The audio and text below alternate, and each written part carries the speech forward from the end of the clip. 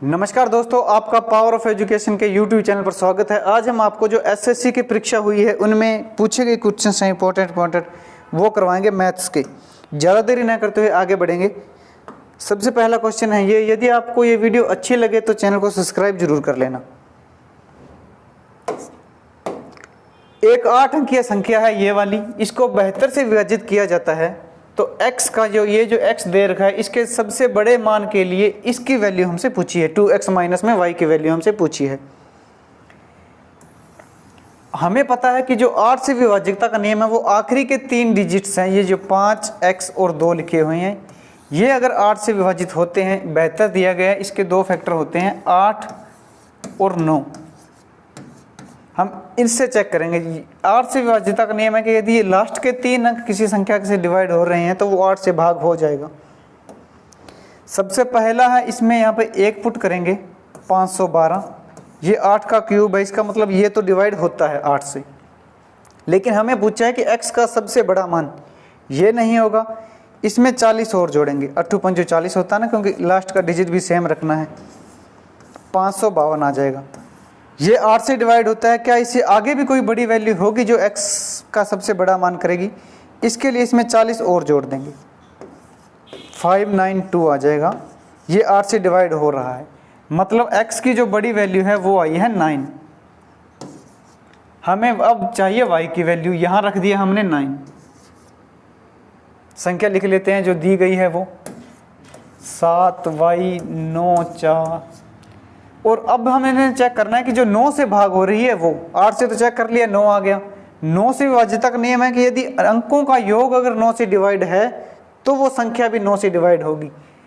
9 cut जाएगा, 7 और 2 9 cut जाएगा, 5 और 4 9 कट जाएगा, ये तो 9 ही आया, 9 कट जाएगा। ये वैल्यू है 7, मतलब y की जो वैल्यू आएगी वो आएगी 2। क्लियर कर लेते हैं। y की वैल्यू हमारे पास आई है 2 और x की वैल्यू आई है हमारे पास 9। ये वैल्यू इसमें पुट कर देंगे। 2 इंटू में 9 माइनस में 2, 18 माइनस में 2 16। 16 इस आंसर का करेक्ट आंसर है। देखते हैं कौन सा ऑप्शन है। अगले क्वेश्चन की तरफ जाएंगे दोस्तों। इस प्रकार के एग्जाम क्वेश्चन आजकल हर एग्जाम से पूछे जाते हैं। कोई फैक्टर दे देगा, जैसे 2 संख्याओं का फैक्टर दे देगा,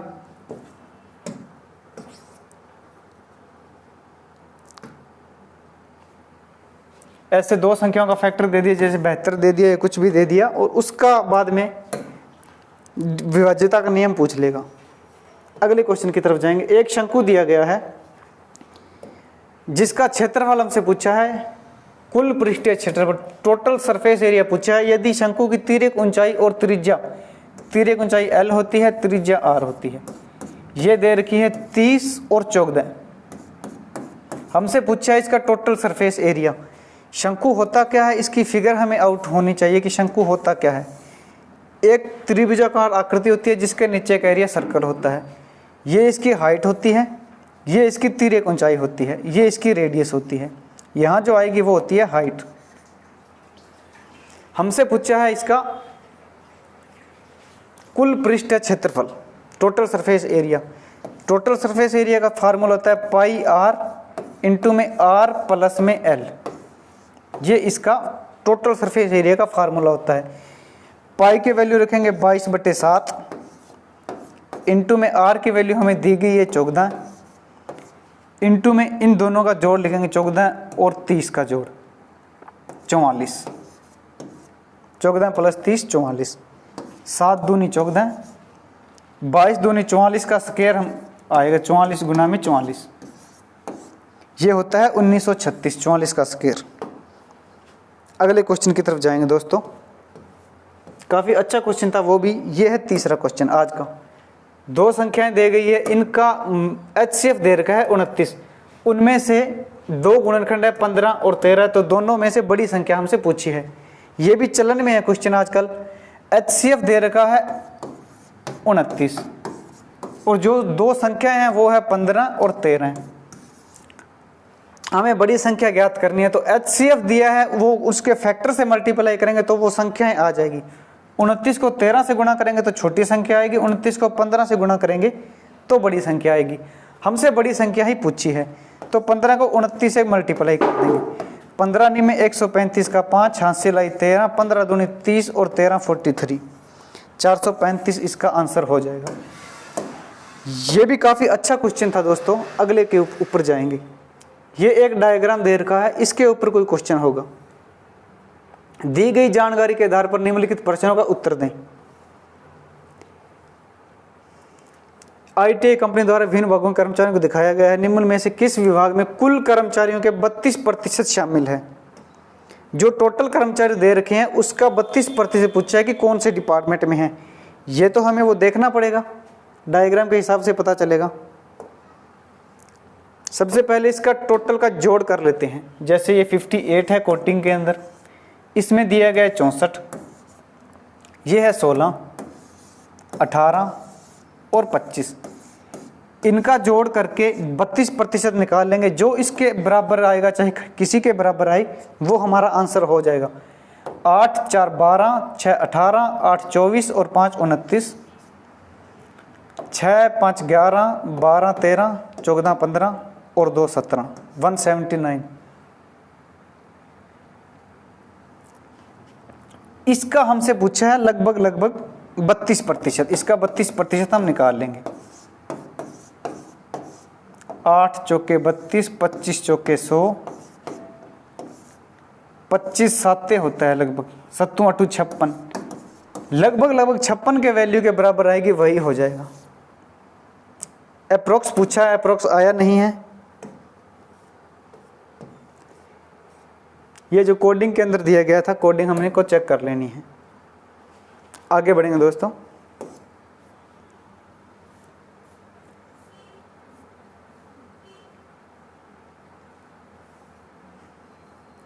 रेशियो का भी सवाल है।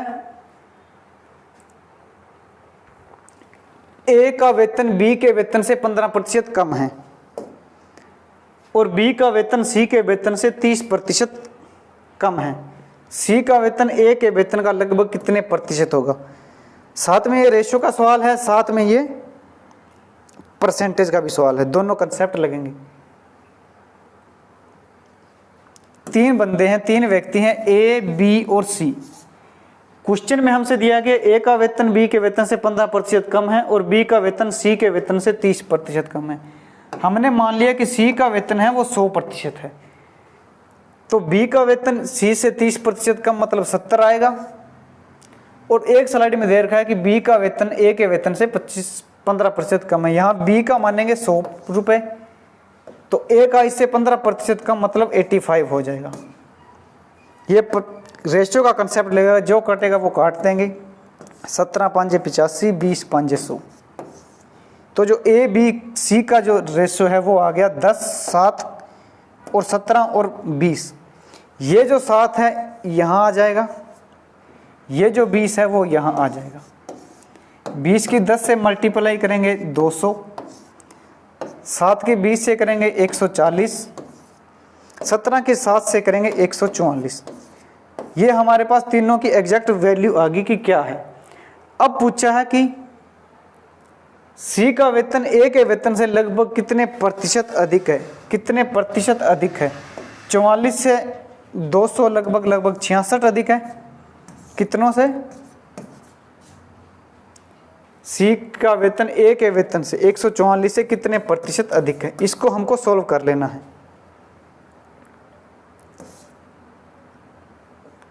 8 8 64, 18 8 144, एक बार फिर जाएगा।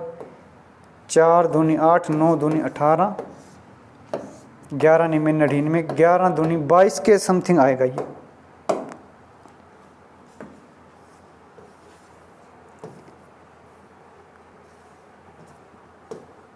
अगले क्वेश्चन की तरफ जाएंगे। एक वस्तु को 156 रुपये अधिक में बेचकर रजक में 8% की हानि होती है और 4% का लाभ अर्जित किया जाता है, तो बताओ वस्तु का क्रय मूल्य क्या होगा। 156 रुपये अधिक में बेचा है, पहले 8% की हानि हो रही थी, 8% की हानि। 156 रुपये अधिक में बेचने पर 4% का लाभ हो गया, तो जो इनका रिलेटिव डिफरेंस है वो आ जाएगा 12%। इसी 12% की वैल्यू हमें क्वेश्चन में दे रखी है 156 रुपये। 12% की वैल्यू है 156 रुपये। हमसे पूछा है वस्तु का क्रय मूल्य। वस्तु का जो क्रय मूल्य होता है वो होता है 100 रुपये। 12 को 13 से मल्टीप्लाई करेंगे तो आएगा 156 रुपये। इसका मतलब 100 को भी 13 से मल्टीप्लाई करेंगे, ये आ जाएगा वस्तु का जो क्रय मूल्य है वो। यही हमसे पूछा गया है। अगले क्वेश्चन की तरफ बढ़ेंगे। क्वेश्चन वैसे इजी था लेकिन थोड़ा सा दिमाग लगाना था। अगले क्वेश्चन की तरफ बढ़ेंगे। इसको थोड़ा शॉर्ट करना पड़ेगा।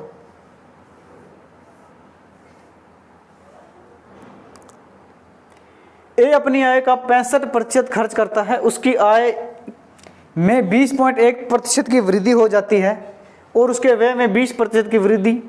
तो बताओ उसकी बचत में कितने प्रतिशत की वृद्धि होगी या कमी होगी, ये बताना है। मान लेते हैं कोई व्यक्ति है जिसकी आय है 100 रुपये,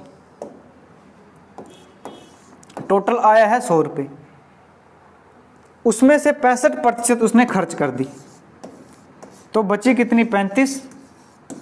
ये उसकी टोटल आय है 100 रुपये, ये उसका खर्च है, ये उसकी बचत है। आय 100 रुपये थी, 65% खर्च करता है और इतने रुपए बचाता है। अब अगली लाइन में कह रहा है कि यदि उसके 20% की वृद्धि होती है उसकी आय में, 100 थी, 20.1 को लगभग हम 20 ही लिख लेंगे, 120% होगी, 100 से 120 रुपये होगी।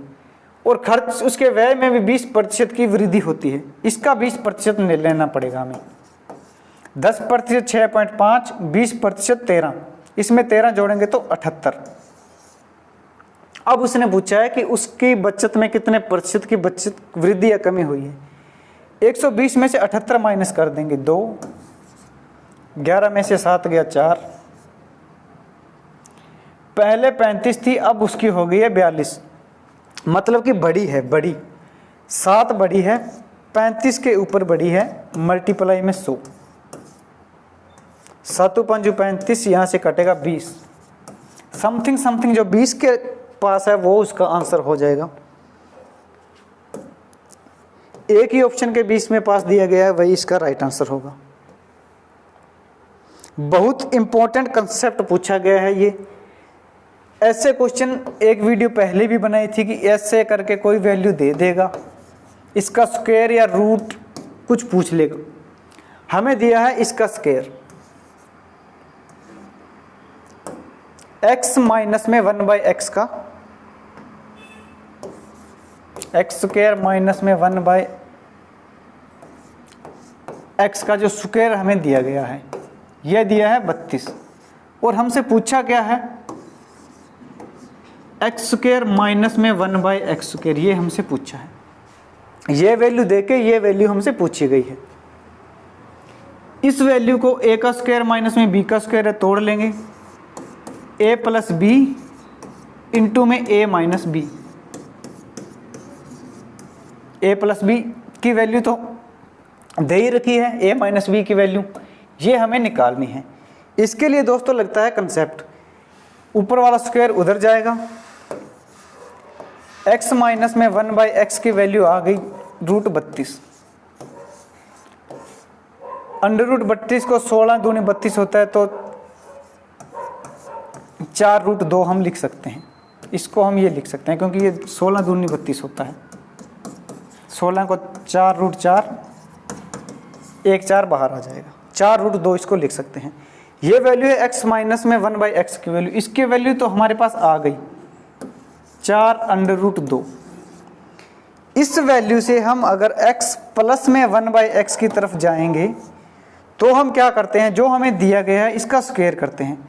4 का स्क्वायर 16 दूनी 32 और इसके अंदर 4 जोड़ देते हैं और इसका अंडर रूट कर देते हैं।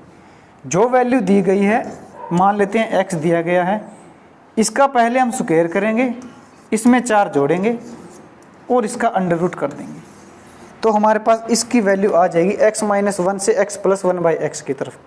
ये हो गया अंडर रूट 36 √36 होता है 6। इसकी वैल्यू है 4√2, x + 1/x की वैल्यू आई है 6। 6 इंटू में 4√2, 24√2 इसका फाइनल आंसर हो जाएगा 24√2। बहुत अच्छा कंसेप्ट से ये क्वेश्चन लिया गया है। टाइम एंड स्पीड का क्वेश्चन है। एक व्यक्ति सामान्य गति से 3/4 की गति से चलते हुए दूरी को तय करता है। जो समय है वो 2 घंटे अधिक का लेता है। पहले वो जाता था 4 किलोमीटर प्रति घंटे की गति से, अब जा रहा है 3 किलोमीटर प्रति घंटे की गति से। मान लेते हैं अपन डिस्टेंस, इनकी जो एलसीएम है वो अपन डिस्टेंस मान ली 12। 4 किलोमीटर प्रति घंटे की गति से जाता था 12 किलोमीटर, तो 4 × 12 3 घंटे लगते थे। ये स्पीड है, ये टाइम है, ये उसकी डिस्टेंस है। 3 किलोमीटर प्रति घंटे से 12 किलोमीटर जाएगा तो उसको लगेंगे 4 घंटे। यहाँ जो हमारा टाइम है डिफरेंस आया वो है 1 घंटे का, लेकिन क्वेश्चन में दिया गया है 2 घंटे का डिफरेंस। तो हम दूरी को डबल कर लेते हैं। जो दूरी 12 है वो अपन ने मान ली 24। 4 किलोमीटर से जाएगा तो 6 घंटे लगेंगे, 3 किलोमीटर से जाएगा तो 8 घंटे लगेंगे। 4 × 6 = 24, 8 × 3 = 24, आ गया 2। अब पूछा इस दूरी को सामान्य गति से लगने में कितना समय लगेगा। सामान्य गति से 6 घंटे लगेंगे, बाद में उसको लगेंगे 8 घंटे। ये हमसे पूछा गया है 6 घंटे। अगले क्वेश्चन की तरफ बढ़ेंगे।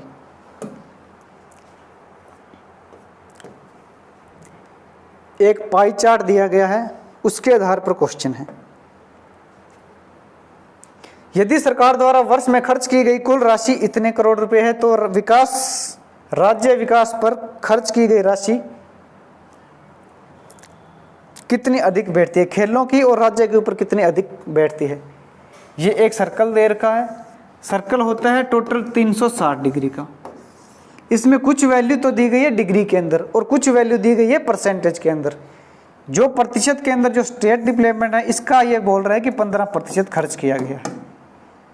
राज्य के विकास के ऊपर इसने बोला है कि 15% का खर्च है, ये दिया 15%। आगे बोल रहा है खेलों के ऊपर। खेलों के ऊपर उसने दे रखा है 18 डिग्री का। दोनों ये प्रतिशत में, ये डिग्री में है, तो दोनों को हम एक वैल्यू में ले लेंगे। मान लेते हैं अपन डिग्री में ही ले लेते हैं। 360 है, 360 का 15% हम निकालेंगे। 5 × 3 = 15, 20 × 5 = 100, 20 से कटेगा ये 18 के 18 ये इसकी वैल्यू आ गई 18 × 3 = 54 डिग्री। जो स्टेट के ऊपर खर्च हो रहा है वो हो रहा है 54 डिग्री का, और जो खेलों के ऊपर, स्पोर्ट्स के ऊपर खर्च हो रहा है वो हो रहा है 18 डिग्री का। हमसे ये पूछा है कि इसके डिफरेंस के अंदर कितना है, दोनों के अंदर। इनका हम डिफरेंस करेंगे। ये आया है 36 का। टोटल है 360 डिग्री। 360 डिग्री की वैल्यू है इतने करोड़ रुपए। हमें निकालनी है 36 डिग्री की वैल्यू। एक जीरो कम हो जाएगा तो 3 लाख करोड़ रुपए का डिफरेंस है दोनों के अंदर। बहुत अच्छा कंसेप्ट था, प्रतिशत भी लगी थी और थोड़ा। एक बार फिर पाई चार्ट का ही क्वेश्चन है। दो कोई उत्पाद है, टी काफ़ी कंपनियां हैं और उनके उत्पाद है। दिया गया टी द्वारा सौंदर्य उत्पाद में एस द्वारा सौंदर्य उत्पाद की कितना प्रतिशत अधिक है। बाकी को हमने नहीं देखना है, टी और एस देखना है।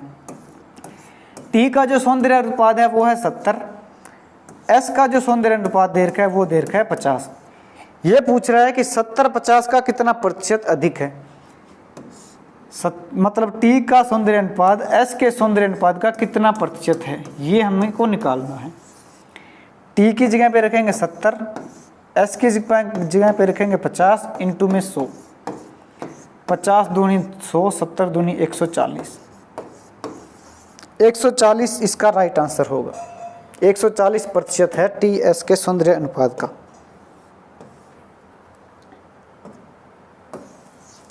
अगले क्वेश्चन की तरफ जाएंगे दोस्तों। लॉस एंड प्रॉफिट का सवाल है। एक व्यक्ति 540 रुपये में 10% की हानि पर पंखा बेचा है। कोई व्यक्ति है जिसने 540 रुपये के अंदर 10% हानि में पंखा बेचा है। 10% का लाभ अर्जित करने के लिए उसको कितने में बेचना चाहिए? 10% हानि, मान लेते हैं 100 रुपये का कोई प्रोडक्ट है, 10% हानि मतलब 90 में, लाभ कमाना है 10 रुपये तो 110 में बेचेगा। 90 की वैल्यू हमें दे रखी है 540, 9 छिके 54 मतलब 6 गुना है। इसका भी 6 गुना हो जाएगा,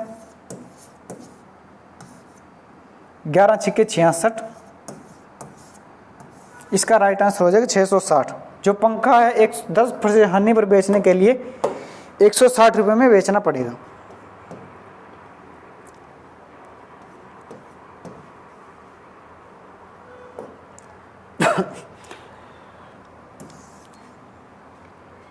सिंपल इंटरेस्ट और कंपाउंड इंटरेस्ट का सवाल है। 1000 रुपये पर 1 वर्ष के लिए 40% वार्षिक ब्याज की दर से, जो कि अर्धवार्षिक रूप में देय है, चक्रवर्ती ब्याज की गणना करें। जो प्रिंसिपल है वो है 1000 रुपये, 1 वर्ष के है 40%, अर्धवार्षिक में है तो ये 20% हो जाएगा। 2 वर्ष का गणना करनी है। पहले वर्ष का 20% निकालेंगे तो 1000 का 20% 400 रुपये। ये मान लेते हैं इसका पहला वर्ष है, ये इसका दूसरा वर्ष है। कंपाउंड इंटरेस्ट बताना है। 1000 रुपये के ऊपर 20% की दर से पहले तो हो जाएंगे 200 रुपये, दूसरे साल का ब्याज हो जाएगा 200 रुपये, दूसरे साल चक्रवर्ती ब्याज है तो इसका भी 20% लगेगा, इसका 20% निकालेंगे तो वो आ जाएगा 40 रुपये। हमसे पूछा है कि टोटल चक्रवर्ती ब्याज कितना होगा। 200 पहले साल का था, 200 दूसरे साल का था, 200 400 और प्लस 40 में इसका भी ब्याज बनेगा। 440 रुपये ब्याज हो गया।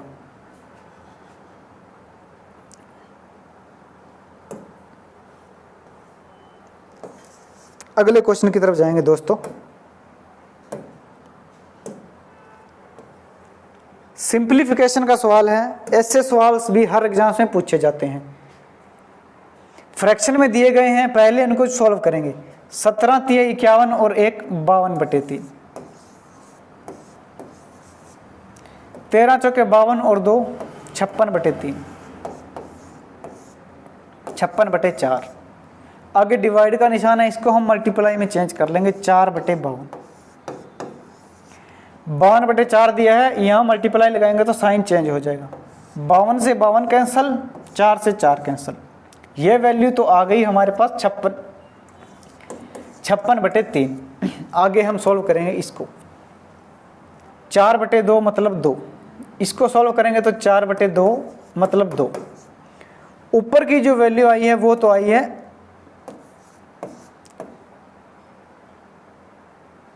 56/3 प्लस में 2। अब हम नीचे वाली सॉल्व करेंगे। 15 दूनी 30 और 1 31/2, 16 3 48 और 1 49/3, 17 दूनी 34 और 1 35/3, 18 3 54 और 2 56/3। ऊपर की वैल्यू तो ये है, नीचे वाला हम सॉल्व कर लेंगे। एलसीएम ले लेंगे 6,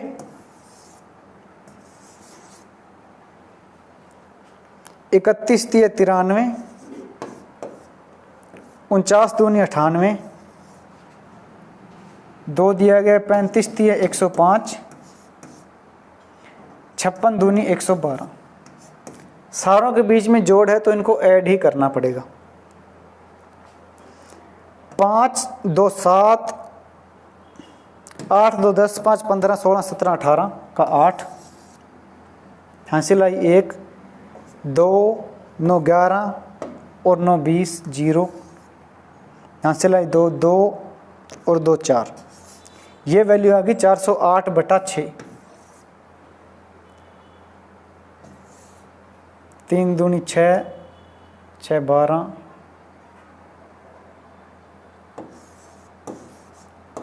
ये है 62/3, नीचे है 408/6। 3 से ये जाएगा 2 पर, इधर जाएगा 2। 62 इंटू में 2 अपॉन में 408, इसको सॉल्व कर लेना, फाइनल आंसर आ जाएगा। अगले क्वेश्चन की तरफ बढ़ेंगे दोस्तों।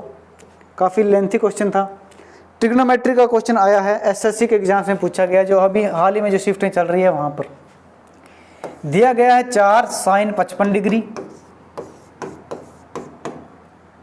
डिवाइड में कोस 35 डिग्री प्लस में 5 sin 46 डिग्री डिवाइड में कोस 45 डिग्री। सबसे पहले हमें देखना है कि क्वेश्चन के अंदर क्या दिया गया है। साइन और कोस के अंदर है, दोनों का जोड़ 90 हो रहा है, यहाँ भी 90, 46 और 44 90, तो 90 प्लस थीटा वाली प्रॉपर्टी लगेगी।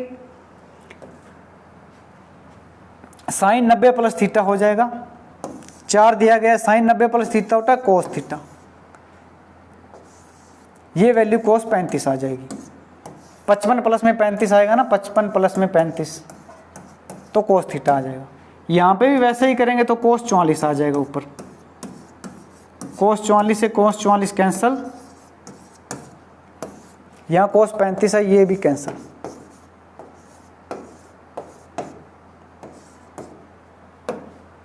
कोस 35 से कोस 35, कोस 44 से कोस 44, 5 प्लस 4 बचे हैं जो कि 9 होते हैं।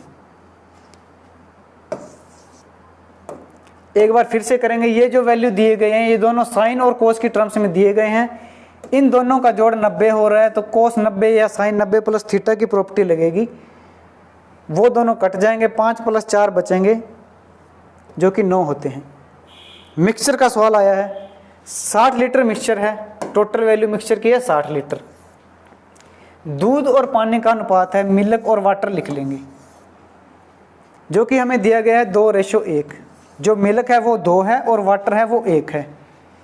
यदि मिक्सचर में x लीटर पानी मिला दिया जाए, ये मिक्सचर है, इसके अंदर x लीटर पानी मिलाना है, x लीटर पानी ऐड करना है, तो ये मिक्सचर हो जाता है 1:2 के अनुपात में। हमें बताना है कि कितना लीटर पानी डाला गया था। दूध पहले 2 था तो अब 2 ही रहेगा, ये 2 करेंगे तो ये ऑटोमेटिकली 4 हो जाएगा। 1 से 4 आने पर मतलब 3 इकाई डाली गई है, 2 और 1 3, टोटल था 60, मतलब 3 यूनिट की वैल्यू दे रखी है 60, 2 प्लस 1 3, 60, और जो डाला गया है वो भी 3 यूनिट ही डाला गया है, मतलब कि 60 लीटर ही डाला गया है। अगले क्वेश्चन की तरफ बढ़ेंगे, ये इसका राइट आंसर हो जाएगा।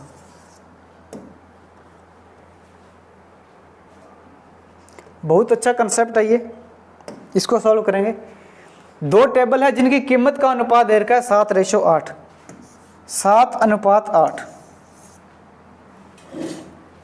2 साल बाद पहली टेबल की कीमत में 50% की वृद्धि होती है।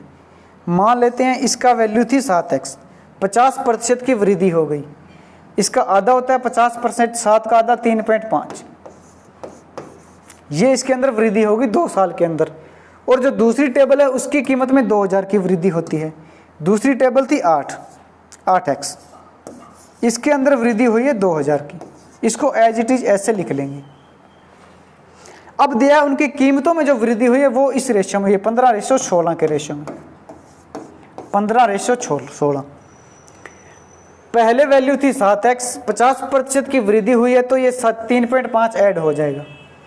पहले वृद्धि थी 8x, अब इसके अंदर 2000 की वृद्धि हुई है, 8x प्लस 2000, ये रेशियो आ जाएगा 15:16 का।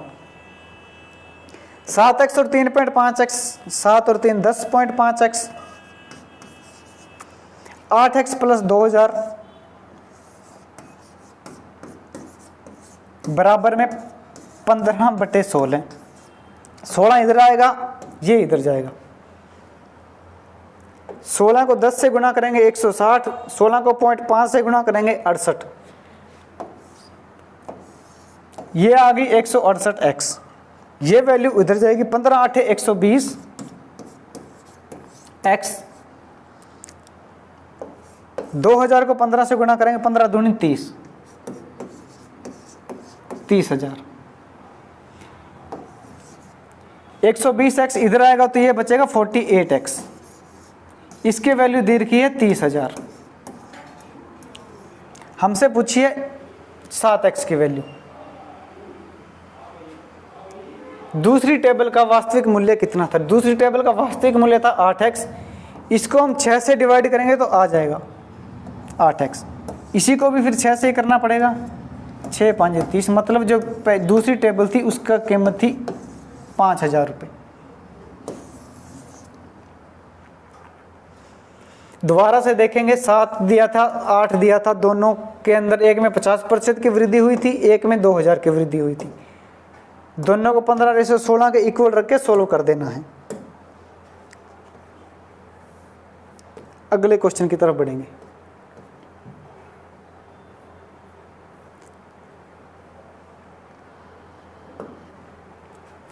सी डी ई मिलकर एक काम को 12 दिनों में करते हैं। सी प्लस डी प्लस ई मिलकर कोई काम को 12 दिनों में कर रहे हैं। सी की क्षमता डी की क्षमता से दुगनी है, मतलब अकेला सी 2D जितना काम कर देता है। अगली वाली लाइन में दे रखा है ई की क्षमता डी की क्षमता से 3 गुनी है, मतलब जो ई है वो 3D के बराबर काम कर रहा है। ये वैल्यू यहां रखेंगे। सी के जगह पे रखेंगे 2D, डी के जगह पे रखेंगे D, ई की जगह पे रखेंगे 3D।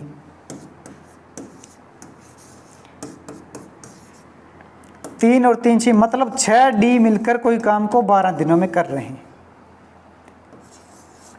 6D मिलकर कोई काम को 12 दिनों में कर रहे हैं, तो अकेला D को ज़्यादा टाइम लगेगा। 12 6 72, 6D 12 दिनों में करते हैं तो 1D करेगा 72 दिनों में। इन्होंने पूछा है E कितने दिनों में करेगा। E की क्षमता D से 3 गुनी है, तो समय 3 गुना कम लगेगा। इसको 3 से डिवाइड कर देंगे, 24 3 72। ये देखो D की क्षमता E की क्षमता D से 3 गुनी है, मतलब D अगर 72 दिनों में कर रहा है तो ये D 3 गुना जल्दी कर देगा। इसका मतलब 24 दिनों में काम कंप्लीट कर देगा। अगले क्वेश्चन की तरफ जाएंगे। एक फैक्ट्री के अंदर 42 मजदूर हैं जिनका औसत भार दे रखा है 65 किलोग्राम। यह लिख लेंगे 42 मजदूर हैं, उनका औसत भार 65 किलोग्राम है, तो टोटल इतना हो जाएगा। 5 दूनी 10, 4 5 20 और 1 21, 6 दूनी 12, 6 चौक 24 और 1 25, 0 3 7। टोटल वेट जो कर्मचारी है 42, उनका आ गया इतना। अगली लाइन पढ़ेंगे अब। फैक्ट्री में पुरुष और महिला मजदूरों की संख्या का अनुपात यह है 13:8। मेल और फीमेल, मेल का है 13 और फीमेल का है 8। यदि पुरुष और महिलाओं के औसत भार इतना है, पुरुष का इतना है और महिलाओं का x रुपये है। पुरुषों का भार है 72 और इसका फीमेल का दे रखा है x। ये हमें फाइंड करना है कि x की वैल्यू कितनी रहेगी। 13 और 8 21, टोटल है 42, मतलब डबल डबल होंगे। जो मेल है वो तो होंगे 16 और जो फीमेल है वो होगी 13 दूनी 26, 8 दूनी 16। ये जो 26 फीमेल है इनका वेट दे रखा है 72 kg, तो इनका निकाल लेंगे। 72 इंटू में 26, 6 दूनी 12, 7 6 42 और 1 43, 72 दूनी 144, 2 4 3 7, 4 4 8 1, 1872 इसमें से माइनस कर देंगे, तो ये जो वेट आएगा वो उनका आ जाएगा, फीमेल का। 8 11 में से 12 में से 7 गया 5, 16 में से 8 गया 8। इसका मतलब जो बचे हुए 16 व्यक्ति है इनका वेट है इतना 858।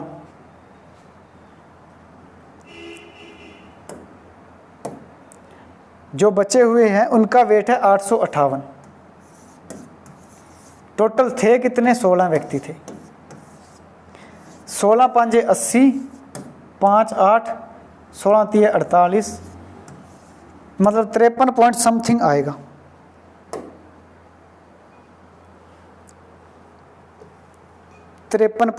एक ही ऑप्शन में दे रखा है जो कि हमारा राइट आंसर हो जाएगा। ये थी आज की क्लास दोस्तों। कैसे लगी? अच्छी लगी हो तो शेयर ज़रूर करना, लाइक करना और चैनल को सब्सक्राइब ज़रूर करना। ऐसे ही वीडियोज़ के लिए हमारे चैनल के साथ जुड़े रहें। धन्यवाद दोस्तों।